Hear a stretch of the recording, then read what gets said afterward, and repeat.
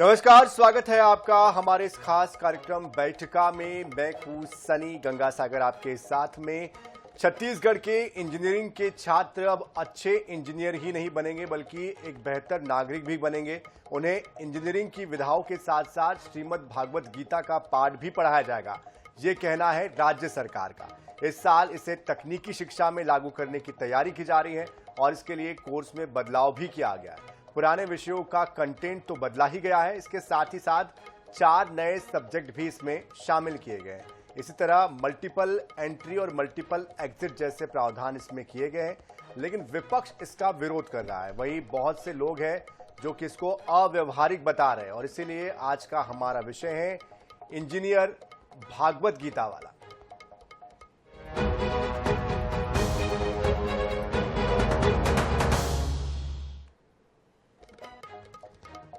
तो जिस तरह का हमारा विषय है, दरअसल छत्तीसगढ़ सरकार ने इंजीनियरिंग शिक्षा को विस्तार दिया है और अब सरकार ने एक बड़ा कदम उठाते हुए पाठ्यक्रमों में तकनीकी विषयों के साथ साथ भारतीय संस्कृति, परंपरागत ज्ञान, संविधान जैसे कई विषयों को पढ़ाने की बात कही है। पढ़ाया जाएगा अगले सत्र से, ताकि छात्रों को भी हमारी संस्कृति, विरासत के बारे में और विस्तार से जानकारी मिल सके। उन्हें इंजीनियरिंग की विधाओं के साथ साथ श्रीमद् भागवत गीता का भी पाठ पढ़ाया जाएगा और वैदिक गणित भी पढ़ाया जाएगा, अन्य विषय भी पढ़ाए जाएंगे। क्या है पूरा मामला, देखिए इस रिपोर्ट में। छत्तीसगढ़ के इंजीनियरिंग के छात्र अब अच्छे इंजीनियर्स ही नहीं बल्कि बेहतर नागरिक भी बनेंगे। छत्तीसगढ़ सरकार ने तय किया है कि इंजीनियरिंग के छात्रों को अब श्रीमद् भगवत गीता, खगोल विज्ञान, ज्योतिष, संविधान की पढ़ाई करेंगे। इसके अलावा इंजीनियरिंग के छात्रों को भारतीय संस्कृति की जानकारी भी दी जाएगी। जानकारी के मुताबिक नया पाठ्यक्रम अगले सत्र यानी 2025-26 से राज्य में लागू हो जाएगा। ये बदलाव राष्ट्रीय शिक्षा नीति 2020 के तहत किए जा रहे हैं। इसके साथ ही 4 नए सब्जेक्ट्स शामिल हुए हैं। इंजीनियरिंग शिक्षा के पाठ्यक्रम में हो रहे बदलाव पर कांग्रेस ने ऐतराज जताया है, तो वहीं बीजेपी ने कांग्रेस के आरोपों को सिरे से खारिज कर दिया है। सरकार तो धर्म और जाति के नाम पे हमेशा लड़ाने का काम करती है। अगर भगवत गीता को शामिल करते हैं तो सभी धर्मों के जो धार्मिक ग्रंथ हैं उनको भी शामिल करना चाहिए, उसमें क्या दिक्कत है।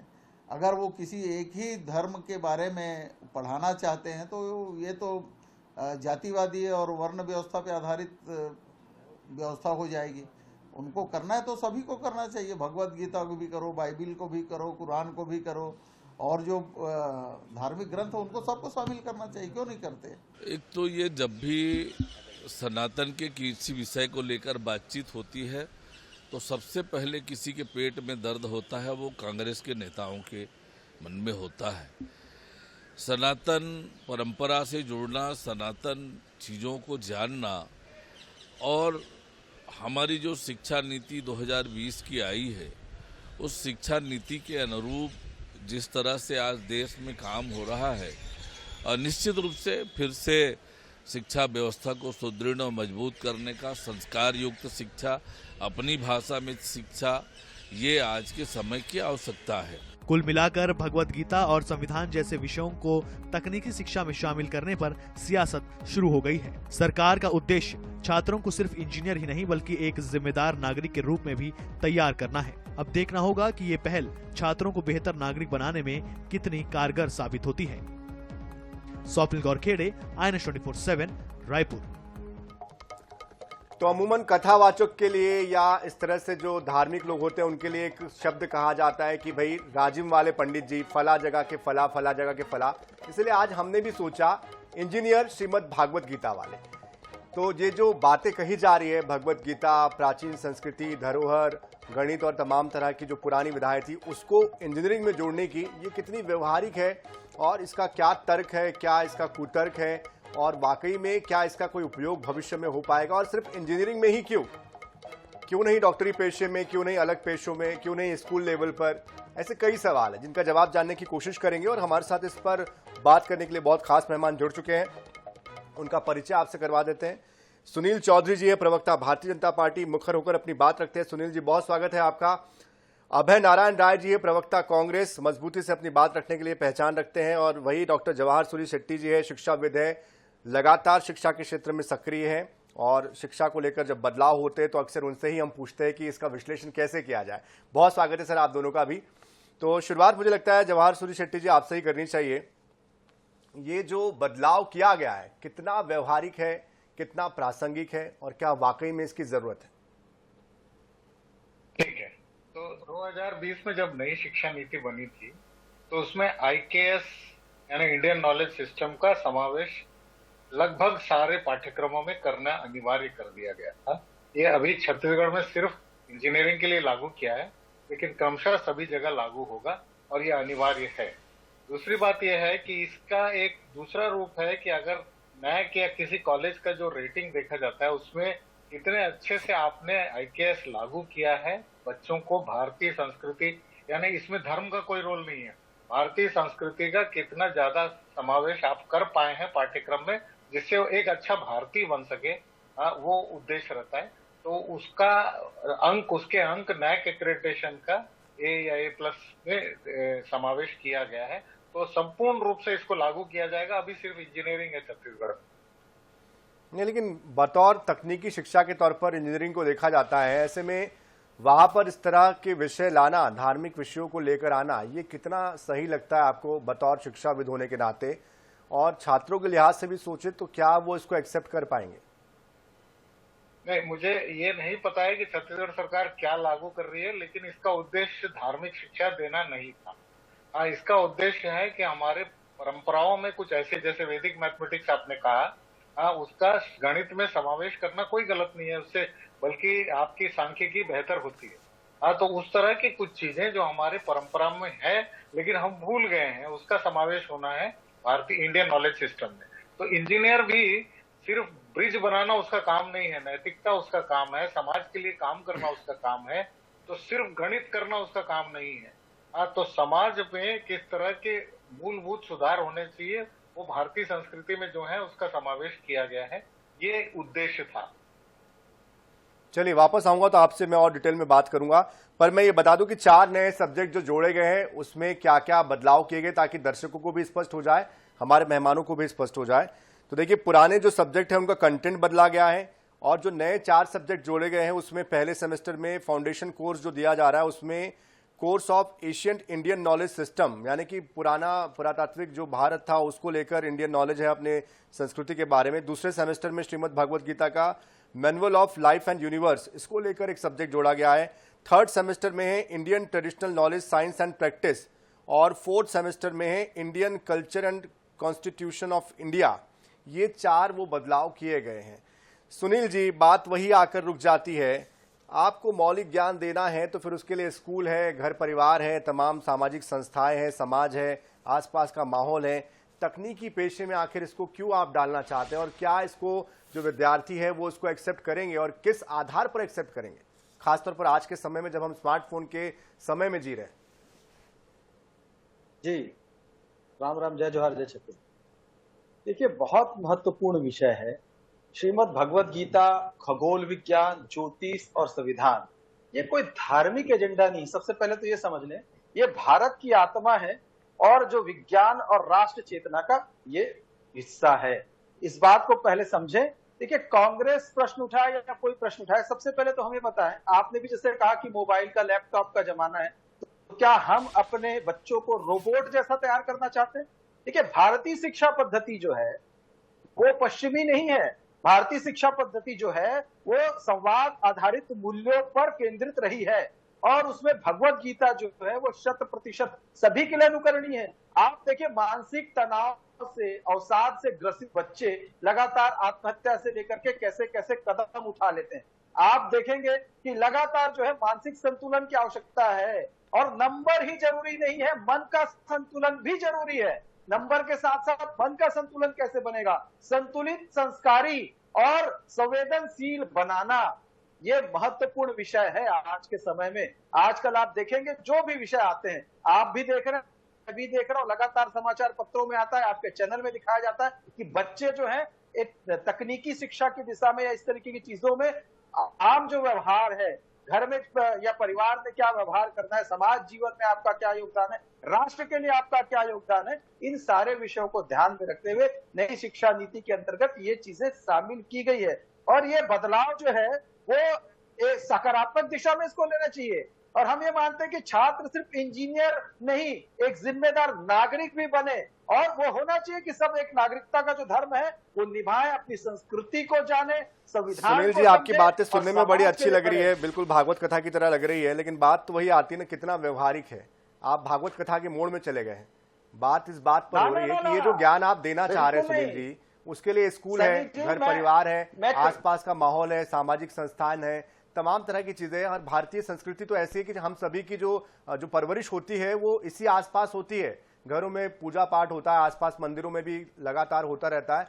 लेकिन सवाल इस बात का है कि हम तकनीकी शिक्षा, जो पेशेवर शिक्षा है, जहां पर हम तकनीक को लेकर अध्ययन करने जा रहे हैं, क्या वो बच्चे इस तरह के धार्मिक चीजों में इंटरेस्ट लेंगे क्या? और क्या वो इसको लेकर उनके ऊपर एक दबाव नहीं होगा अतिरिक्त तौर पर? क्योंकि अगर उनको यही करना है तो घर पे तो अब तक नहीं करते आ रहे, अब अचानक उन पर थोपा जा रहा है कि उनको आगे बढ़ना है तो ये करना पड़ेगा। तो ये उनके लिए मेंटल प्रेशर नहीं है क्या? और क्या वो जो तकनीकी शिक्षा है उससे वो कहीं पीछे नहीं हट जाएंगे? ठीक है, आपकी बातें बहुत जगहों पर सही है, पुरानी जो चीजें थी कई मायनों में उसका हम आज भी महत्व समझते हैं, लेकिन इसको कैसे आप जोड़ेंगे व्यवहारिकता से? सबसे पहले तो ये समझ लीजिए कि ये धार्मिक शिक्षा का विषय नहीं है, ये हमारे राष्ट्र की चेतना का विषय है। और मैं पहले ही आपको कहा कि रोबोट नहीं बनाएंगे हम मानव के साथ में मानव संबंध जो मानवता है उसको वो तो जीवित रखना। क्या पुल में सड़क बनाएंगे, बड़े मशीनरी बनाएंगे, वही नहीं, आपको आत्मसंयम भी रखना है। आपने खुद देखा कि कुछ बच्चे लगातार एक क्षेत्र से आता था जहां बच्चे पढ़ने जाते आत्महत्या कर रहे हैं, बच्चे लगातार स्क्रीन के सामने लाइव आकर के सुसाइड कर ले रहे हैं, उनके ऊपर में दबाव है। आखिर इस मानसिक संतुलन को बनाने के लिए कोई तो माध्यम ढूंढना पड़ेगा। और यदि हम ज्योतिष के बारे में पढ़ते हैं, गीता के बारे में पढ़ते हैं, अपने संविधान के बारे में पढ़ते हैं, खगोल के बारे में पढ़ते हैं, तो बताइए इसमें बुराई ही क्या है? ये तो हमारे देश की धरोहर है ना। यदि हम तकनीकी शिक्षा या अन्य शिक्षा के साथ इन चीजों की शिक्षा ग्रहण करते हैं तो ये कोई कपोल का सुनील जी, ऐतराज इस बात पे है ही नहीं। सुनील जी, आप मेरा सवाल शायद समझ नहीं पा रहे, मैं समझा नहीं पा रहा हूँ, शायद मैं फिर से कोशिश करूंगा। सवाल इस बात पर नहीं है, ऐतराज इस बात पर नहीं है कि जो आप बताना चाह रहे हैं उसका महत्व नहीं है। महत्व बिल्कुल है, हम सबने स्वीकारा भी है, भारत की जो संस्कृति है उस पर सभी को गौरव है। सवाल इस बात का है कि वो कितनी व्यवहारिक है, कितनी जरूरी है, कितनी प्रासंगिक है, और जो आज की पीढ़ी है, जो आज की जनरेशन है, क्या वो इसके लिए तैयार है क्या? नहीं, देखिए, तैयार पीढ़ी को तैयार कौन करेगा? पीढ़ी को तैयार करेगी शिक्षा, पीढ़ी को तैयार करेगी शिक्षक, और पीढ़ी को तैयार करेगी नीति निर्देशन जो बनाते हैं सरकारें, जो काम करती हैं वो।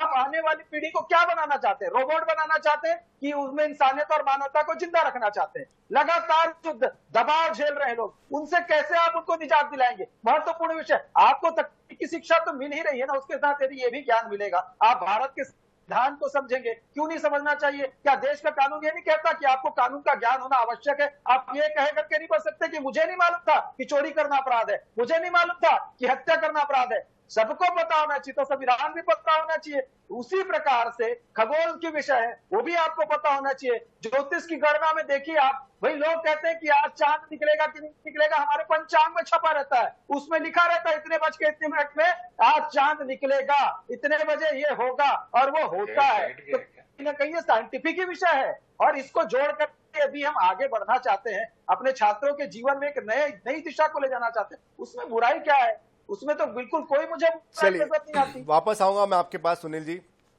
आगे और आपसे जानने की कोशिश करूंगा कि 28 इंजीनियरिंग कॉलेज के छात्र हैं, कितने छात्र इन दिनों इंजीनियर बन रहे हैं, कितने कॉलेज बंद हो रहे हैं, उस पर भी हम बात करेंगे और जानेंगे कि क्या आपने विद्यार्थियों से भी बात की है और फिलहाल क्या उनकी स्थिति है उसको भी समझने की कोशिश करेंगे। लेकिन चूंकि हमारे साथ अभय नारायण राय जी भी है, प्रवक्ता है कांग्रेस के। अभय नारायण जी, कैसे देखते हैं आप? वो तो बता रहे हैं कि बहुत जरूरी चीज है ये, भारत की जो ये एक धरोहर है उसको बच्चों को क्यों नहीं देना चाहिए? आपके नेता कहते हैं कि सभी धर्मों को जोड़ देना चाहिए, तो फिर वो इंजीनियरिंग कॉलेज छोड़कर कोई धार्मिक संस्थान क्यों नहीं घोषित कर दिया जाए उसको? जी सागर जी, भारतीय जनता पार्टी की जो स्थिति है अभी देश में, केंद्र में और राज्य में, इनके पास बताने के लिए कोई काम है नहीं, इनके पास विकास के लिए कोई योजना है नहीं। अब ये विषयों को, पहले राजनीति को धर्म से जोड़े, धर्म और राजनीति का ऐसा इन लोगों ने गठजोड़ पैदा किया कि देश में नफरत फैल गया। धर्म के आधार पर कैसे राजनीति होगी भैया? खुले आम राजनीति तो धर्म के आधार पर होगी। आप अधर्म के, आप बोलते हैं अपने आप को कि मैं अधर्मी हूँ, विधर्मी हूँ, कुधर्मी हूँ, आप मानते हैं क्या इस चीज को? आप इस तरीके की, आप बहुत सम्मानित नेता हैं, आप ये धर्म के आधार पर बोले। ठीक है, सुन लीजिए उनको। देना है कि विषय पे सुनील जी, आपको वक्त दिया, उनको भी वक्त दे रहा हूं। भाषण देना है कि आप विषय पे बात कहते हैं करना अधर्मी है? है। सुनील जी सुन लीजिए। अगर भाषण देना है तो कोई डिबेट नहीं होगी। भाषण अगर का भाषण विषय देने नहीं के है। लिए बुलाया गया है, चलिए, तो बारी बारी से कांग्रेस अपनी के बात अच्छा रखिए, है, दोनों ही आप सम्मानीय है पकड़ हमारे नहीं लिए, सकते। दोनों ही कौन सम्मानीय अधर्मी है है? हमारे लिए। विजय शाह अधर्मी है कि नहीं है? विजय शाह अधर्मी है कि नहीं है, जिसने सोफिया कुरैशी को लेकर अपने बयान दिया? धाकड़ अधर्मी है कि नहीं, जो नेशनल हाईवे पे क्या कर रहा है? किस अधर्म की बात कर रहा है? अभय जी अरे सब्जेक्ट पे विषय रहिए। पर अभय अधर्मी जी की बात करने का अभय जी अधिकार सब्जेक्ट पे नहीं रहिए। नहीं दे रखा है। आप मैं जैसे भी विद्वान बोलने प्रवक्ता से दूंगा। उम्मीद नहीं की जाती है। आप शिक्षा अभय जी व्यवस्था बात पर बात कर रहे हैं और कहाँ अभय बात जी। कर रहे हैं जाकर के? अभय भैया समझदार व्यक्ति हो आप, शिक्षा व्यवस्था चलिए, पर बात सुनील जी, कर उनको बोलने इनके दीजिए। विषय पर कर लेंगे बात। सुनील आइए जी। अपने तक भी। मैं भी सुनील जी। बताऊंगा आपको बहुत सारे उदाहरण। समय हमारे पास कम होता है, विषय पर आइए। अभय जी। भारतीय जनता पार्टी की सरकार, केंद्र की सरकार हो या राज्य की सरकार हो, हम विषय पे बात करें। और आपने बहुत अच्छा किया डिबेट का विषय चुनकर। मैं आईएनएच को बधाई देता हूं कि आप जनता के सामने इस विषय को लाए। अगर हमको नैतिक शिक्षा पढ़ाना की शिक्षा पढ़ानी है, गीता का ज्ञान देना है, नहीं करती। लेकिन इसके लिए आपको माहौल तैयार करना चाहिए था। इसके लिए आपको प्रदेश में 90 विधायकों के बीच में बात न जानी थी। नई शिक्षा नीति लागू करने को लिए आपने बहस की, लेकिन तकनीकी विश्वविद्यालय ने कभी ये बहस नहीं कराई इस प्रदेश में कि हम कोर्स चेंज करने के पहले इसमें गीता का ज्ञान, संविधान का ज्ञान, खगोल शास्त्र का ज्ञान, ज्योतिष का ज्ञान, एक बहस होनी चाहिए। जो छात्र इंजीनियरिंग करने जा रहे हैं उनके पेरेंट को बुलाइए, उनसे बहस करिए। अगर स्वीकारता होती है तो आप लागू करिए, आप थोपिए मत। 12वीं तक, 10वीं से लेके 12वीं तक, 5वीं से लेके 8वीं तक और पहली से लेके 5वीं तक लगाइए ना नैतिक मूल्यों की क्लास। किसने मना किया है? हर घर में सनातन की क्लास चल रही है, हर घर में नैतिक मूल्य की क्लास चल रही है। प्रतिदिन प्रवचन हो रहे हैं, लगातार बड़े बड़े बाबा आके प्रवचन दे रहे हैं। कौन मना कर रहा है इनको करने से? लेकिन कहीं ना कहीं आप समझिए, जिन प्रश्न को आईएनएच उठा रहा है, जिस विषय पे आईएनएच आज बात कर रहा है कि आप खिचड़ी मत बनाइए। कोई इंजीनियर बनने जा रहा है, कोई डॉक्टर बनने जा रहा है, कोई साइंटिस्ट बनने जा रहा है, कोई खगोल शास्त्री बनने जा रहा है, ये भी देश के लिए जा रहे हैं। और ये वो बच्चे हैं जो 12वीं तक नैतिक मूल्यों पर और सनातन के साथ सनातनी है तो इस्लाम के साथ है तो इस्लामिक किसने है के भैया? साथ, जैन हमने है क्या तो जैनी इंजीनियर के बनाने साथ। बंद करने की बात कही? हमने क्या डॉक्टर फिर बनाने वही के लिए बीच में बंद करने बोलना, की बात कही? फिर बीच में हम बोलना। सुनील जी आपसे फिर निवेदन बीच में है, बोलना। आप सुनील जी आपसे विषय निवेदन है, बोलना। सत्ता में आप काबिज हैं, मुझे लगता है धैर्य आपको थोड़ा रखना पड़ेगा। विपक्ष की फिर बात बीच करेंगे में तभी तो बोलना। आगे बढ़ेंगे। फिर बीच में बोलना। तर्क है। ठीक है, चलिए। सच सुनने का साथ रहिए सुनील जी, सच सुनने का साथ रखिए। मुस्कुरा रहे हैं वो हम लोग भी। भी 5 अच्छे साल दीजिए, सत्ता में तर्क अच्छे थे, दीजिए। डिबेट में बैठते चलिए, थे, अभय जी, और अभय जी। विपक्ष को सुनते थे, विपक्ष को कुतर्क सुनते नहीं थे। से भैया, आप- तर्क दीजिए ना, आप तर्क कुतर्क मत ठीक से है, करिए। अपनी बारी पे कैसे बोलिएगा सुनील जी, अपनी बारी पे बोलिए। आप तय मत करिए कि मेरा तर्क गलत है कि कुतर्क है। ये तय करने वाले आप नहीं कुतर्क हैं। ही है। जनता है धर्म के छत्तीसगढ़ आधार की। पर नहीं होगा तो आप अधर्म कौन के होते हैं आधार तय पर करने करो आप वाले? लोग। कांग्रेस आप तो वही कौन करी। होते हैं तय अगर करने वाले? अकबर को आप कौन होते हैं? आप तो कुतर्क कर रहे जो थे, आप तो यहाँ प्रवचन कर रहे थे। करी उसको पढ़ाओ, पर मेरा भारत के कहना है, इतिहास को सागर जी, पढ़ाओ। चलिए, दोनों की भी आवाज मुझे भाई म्यूट करनी कांग्रेस पड़ेगी। मुझे लगता है जनता ये बहस नहीं देखना मेरा चाहती, कहना जनता है- मुद्दे पर बात करना चाहती, क्योंकि जनता का समय भी मेरा- महत्वपूर्ण है और मेरा हमारे कहना मेहमानों का भी है- समय महत्वपूर्ण है। ऐसा करके आप अपनी ही बात को काटने की कोशिश करते हैं। मुझे लगता है बेहतर है कि मैं अगली बार यही जब आप कहना आए तो चाह विषय रहा पर हूं बने रहे। लेकिन कि दोनों आप को ही गीता रोकूंगा का मैं ज्ञान बीच में। लाइए, मैं लाना लेकिन चाहूंगा छात्रों डॉक्टर से जवाहर और सूर्य पेरेंट्स शेट्टी से जी को। बात करिए। शेट्टी साहब, आपसे समझना छात्रों चाहते और हैं। पेरेंट्स से बात करिए। अभय अगर नारायण जी, मैं वापस आऊंगा आपके पास। शेट्टी साहब, मैं आपसे समझना चाहता हूं, देखिए प्रदेश में इंजीनियरिंग कॉलेजों की जो स्थिति है वो किसी से छुपी हुई नहीं है। 32 से घटकर हम 28 पर आ गए, 1200 सीटों से घटकर हम 800 कुछ सीटों पर आ गए हैं। इंजीनियरिंग के जो बच्चे हैं वो जॉब के लिए भटक रहे हैं। तमाम जगहों पर स्थितियां क्या है वो सबको पता है। 15 लाख से ज्यादा रजिस्टर्ड जो बेरोजगार है वो छत्तीसगढ़ में है, उसमें कई इंजीनियर भी हैं और मोस्टली इंजीनियर जो है अपना करियर, अपना फील्ड ही चेंज कर ले रहे हैं। ऐसी स्थिति में ये नई कोशिश, एक नया प्रयोग कितना ये सार्थक होता देख पाते हैं आप? क्या वाकई में धरातल पर ये सफल हो पाएगा? ये जो आपने उठाया है मुद्दा, ये पूरा मुद्दा नहीं है। हाँ, उसका कारण है कि पाठ्यक्रम का 1/10वां भाग है ये, इसके बारे में हम चर्चा कर रहे हैं। हाँ, और ये पहले ह्यूमैनिटीज हुआ करता था, हाँ, उसी का भाग था, उसको रिप्लेस करके इन्होंने ये किया है। मैं इसका कारण बताना चाहता हूँ कि जब शोध किया गया 2020 से पहले, और जैसे कांग्रेस के प्रवक्ता कह रहे हैं वो सही हो सकता है कि बाकी चीजों का भी समावेश होना था, लेकिन मुद्दा वो नहीं है। मुद्दा ये है कि अगर मोहनजोदारो का आप कभी कभी शोध करते हैं, सिटी प्लानिंग कितना अच्छा था। हाँ, कई बार आप जाते हैं और देखते हैं कि पुरातत्व विभाग के जो इमारत हैं उनकी प्लानिंग इतनी अच्छी थी कि आज की तारीख में हम नहीं कर पाते। तो वो इंजीनियरिंग से क्यों मिस हो रहा है, क्यों नहीं वो उसका समावेश किया जाना चाहिए, ये मुद्दा है इंडियन नॉलेज सिस्टम का, ना कि धर्म पढ़ाना। मैं इस बात से इत्तेफाक रखता हूं कि अगर बाकी धर्मों में भी और भारतीय संस्कृति में उनका समावेश है तो उनका भी ज्ञान देना चाहिए। दूसरी बात, जैसे IIM आप जाते हैं शिक्षा नीति के पहले भी, तो भगवत गीता पर प्रबंधन के मूल्य किस तरह से सिखाते हैं वो, और बहुत प्रायोगिक तरीके से सिखाते हैं। ये इसके पहले भी लागू होता था, और IIM एक शीर्ष संस्थान है भारत का, और IIT, तो इस तरह के प्रयोग पहले भी होते गए हैं, लेकिन उस समय चूंकि किसी को पता नहीं था इसलिए नहीं बोलते थे।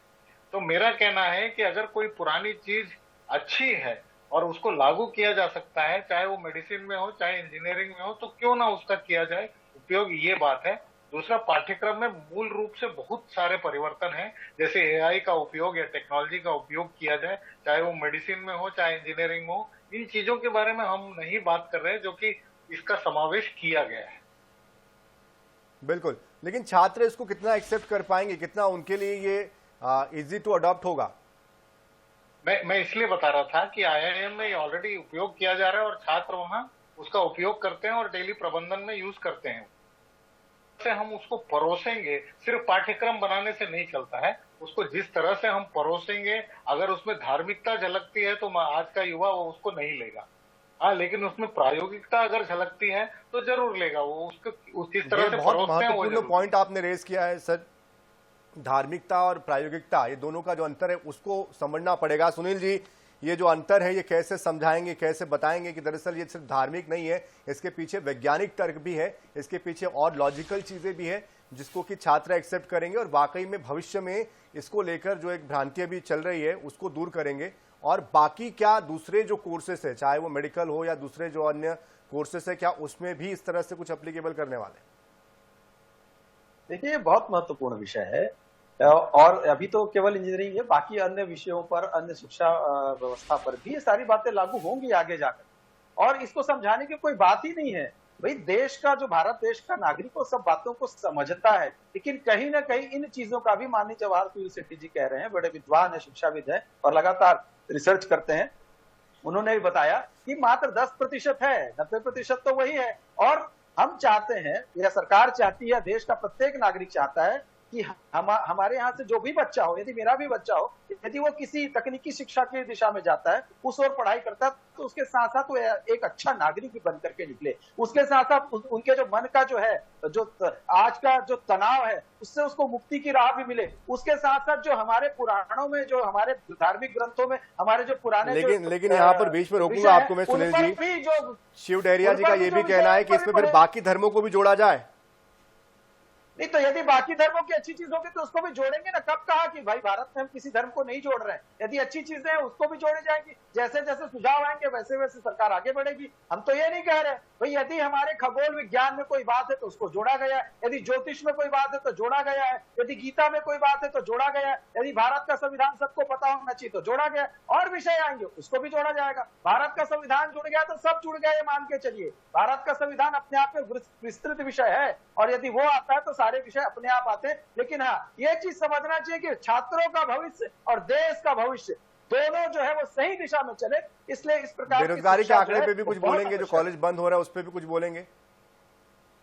देखिए, कॉलेज का जो विषय है, निश्चित रूप से सरकार बड़ी गंभीरता से इन बातों पर विचार करे। और छत्तीसगढ़ में तो आप देखे थे, जब प्रारंभ में छत्तीसगढ़ था तो कितने कॉलेज थे, बाद में कॉलेज बढ़े, हो सकता है कुछ संख्या ऊपर पिछले साल 32 थे, अब 28 हो गए हैं, सीटें भी कम हो गई है। फाइनल कमेंट अभय नारायण जी, कैसे इसको आगे आप लोग उठाने वाले, क्या करने जा रहे हैं? देखिए, मैंने कहा, पहली बात तो निवेदन करूंगा कि एक दूसरे के बीच में अपन ना बोले। सुनील जी अपनी बात रखे, मैं अपनी बात रख रहा हूं।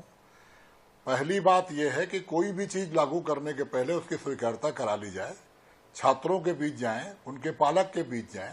एक पालक कैसे 12वीं तक पढ़ाता है बच्चे को, कोटा में रखता है, बेंगलोर में रखता है, मद्रास में रखता है। छत्तीसगढ़ के जो गार्जियन हैं, आप देख रहे हैं हिंदुस्तान के अन्य अन्य शहरों में ले जाकर अपने बच्चों को पढ़ाते हैं कि बच्चा इंजीनियरिंग में जाए, बच्चा मेडिकल में जाए, बच्चा जो रास्ता पकड़ना चाहे और रास्ता को पकड़े।